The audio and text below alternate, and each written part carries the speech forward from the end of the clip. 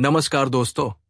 आज की इस बात को पूरा ध्यान से सुनिए, क्योंकि ये कोई साधारण पूजा पाठ या आरती की जानकारी नहीं है, बल्कि ये उस सोच के बारे में है जो आपकी पूरी भक्ति को या तो शक्ति बना सकती है या फिर सिर्फ एक आदत बनाकर छोड़ देती है।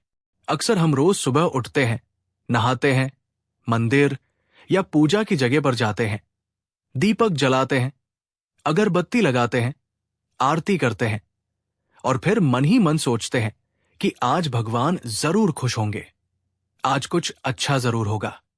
लेकिन दिन बीतते हैं, हालात वैसे के वैसे रहते हैं, परेशानियां कम होने के बजाय कभी कभी और बढ़ जाती है। और तब मन के अंदर एक सवाल उठता है कि क्या हमारी पूजा सही नहीं है, क्या हमसे कोई गलती हो रही है, या फिर भगवान हमारी सुन ही नहीं रहे। यहीं से इंसान धीरे धीरे भक्ति से थकने लगता है।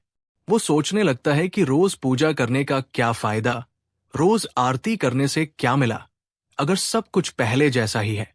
लेकिन दोस्तों, सच्चाई यह है कि समस्या पूजा में नहीं होती, समस्या उस समझ में होती है जिससे हम पूजा को देखते हैं। क्योंकि पूजा कोई जादू नहीं है जो तुरंत हालात बदल दे। पूजा वो प्रक्रिया है जो पहले इंसान को भीतर से बदलती है। भगवान कभी ये नहीं देखते कि आपने कितनी देर दीपक जलाया, भगवान ये देखते हैं कि आपके भीतर कितना अंधकार कम हुआ। बहुत लोग आरती के समय बहुत शांत दिखाई देते हैं, लेकिन जैसे ही पूजा खत्म होती है, वही व्यक्ति गुस्से में बोलता है, अपनों को ताने देता है, दूसरों से तुलना करता है और छोटी छोटी बातों पर टूट जाता है। और फिर वो कहता है कि पूजा काम नहीं करती। अगर पूजा के बाद भी आपके शब्द कड़वे हैं, आपका मन अशांत है और आपकी सोच नकारात्मक है, तो समझ लीजिए कि पूजा सिर्फ बाहर हुई है, अंदर नहीं। भगवान को आपके शब्दों की आवाज नहीं चाहिए, भगवान को आपके मन की सच्चाई चाहिए।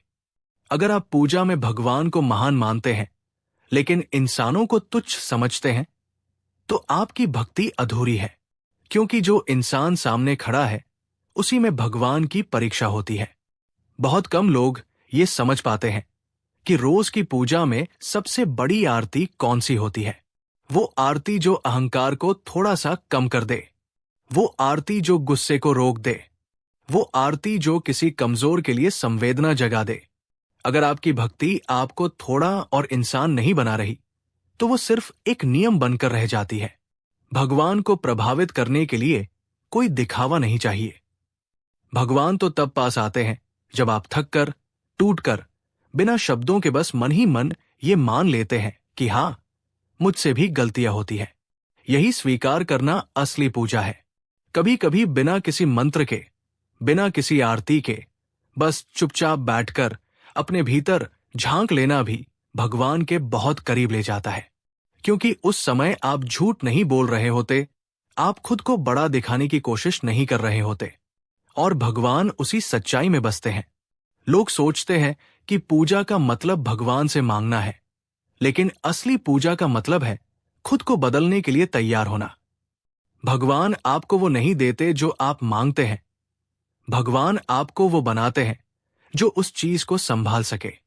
अगर आज आपकी जिंदगी में संघर्ष है, तो इसका मतलब ये नहीं कि भगवान नाराज है। इसका मतलब ये हो सकता है कि भगवान आपको अंदर से मजबूत बना रहे हैं। क्योंकि जो इंसान सिर्फ आराम में रहता है, वो कभी गहराई नहीं समझ पाता।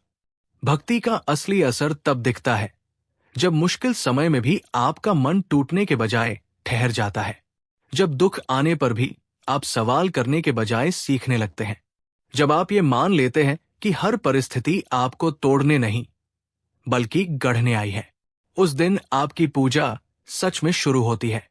फिर आपको ये डर नहीं रहता कि आज आरती हुई या नहीं, फिर आपको ये चिंता नहीं रहती कि विधि सही थी या नहीं, क्योंकि तब आपकी पूरी जिंदगी ही पूजा बन जाती है। आपका बोलना, आपका सोचना, आपका व्यवहार सब धीरे धीरे बदलने लगता है। और यही वो भक्ति है जो भगवान तक पहुंचती है। अगर आज ये बातें आपको चुभ रही है, अगर आपको लग रहा है कि कहीं न कहीं हम भी पूजा को सिर्फ एक आदत की तरह निभा रहे थे, तो यही इस वीडियो का मकसद है।